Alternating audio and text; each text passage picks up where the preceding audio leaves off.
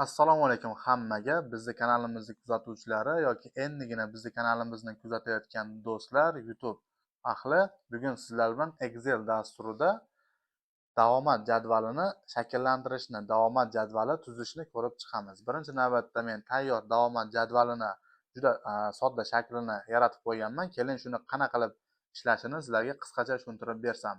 Bizda 10 ta ism familiya ro'yxati bor, ya'ni o'quvchilarimizning ism familiyasi yozilgan.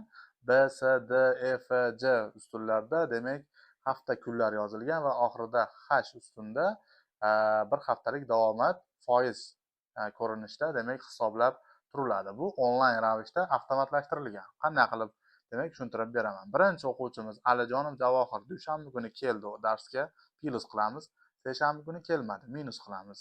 Keldi, kelmadi, keldi, kelmadi. Mana shunday qilib biz shakllantirishimiz mumkin. Ko'rishingiz mumkin. Haftada 6 kun o'qish kuni bo'ladigan bo'lsa, 1 kun darsga kelmadi va 83% bir haftalik darsga kelibdi deb biz natijani olishimiz mumkin. Qolgan o'quvchilarda ham mana shunday qilib siz bor yo'q qilib shakllantirishingiz mumkin.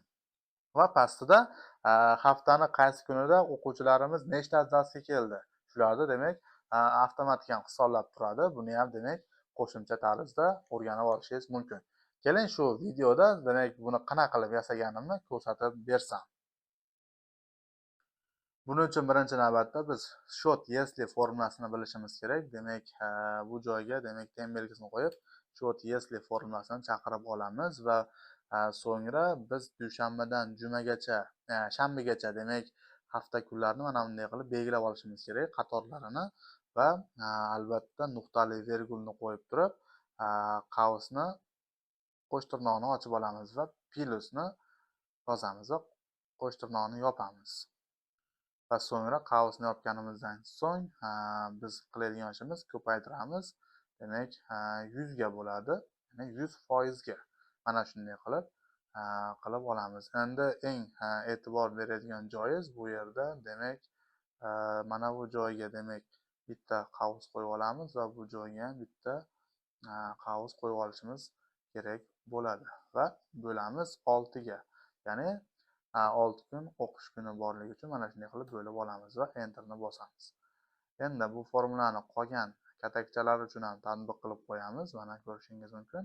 Endi biz plus minusni amalga oshiradigan bo'lsak, mana shunday bizda natija ishlaydi. Mana shunday qilib siz qolgan katakchalar uchun ham ishlashingiz mumkin. Agar siz videoda formula qanaqa qilib yozilganligini tushunmay qolayotgan bo'lsangiz, mana bu joyga e'tibor bering. Mana shunday qilib siz ham yozasiz. Albatta sizda ham ishlaydi. Endi pastdagisini shakllantiradigan bo'lsak, ten belgisini qo'yamiz. Yana short если formulasini chaqirib olamiz va qatorni belgilab olamiz. Nuqtali virgulni qo'yib, qo'sh tirnoqni ochgan holatda plyusni bosamiz va qo'sh tirnoqni yopamiz.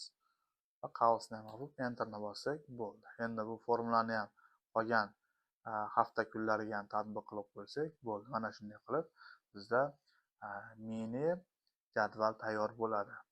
Siz mana shunday jadvallarni qilishga yoki Excel dasturini umumiy noldan o'rganishga qiziqsangiz, bizning kanalimizga obuna bo'lib qo'ying. Bizning kanalimizda Excel, Word dasturlarini noldan oddiy, sodda shaklda mukammal tarzda o'rganishingiz mumkin. Bir dona like bosib qo'ying kanalimiz rivoji uchun va albatta podpisatsiya tugmasini bosib qo'ysangiz, keyingi darslarimizni ham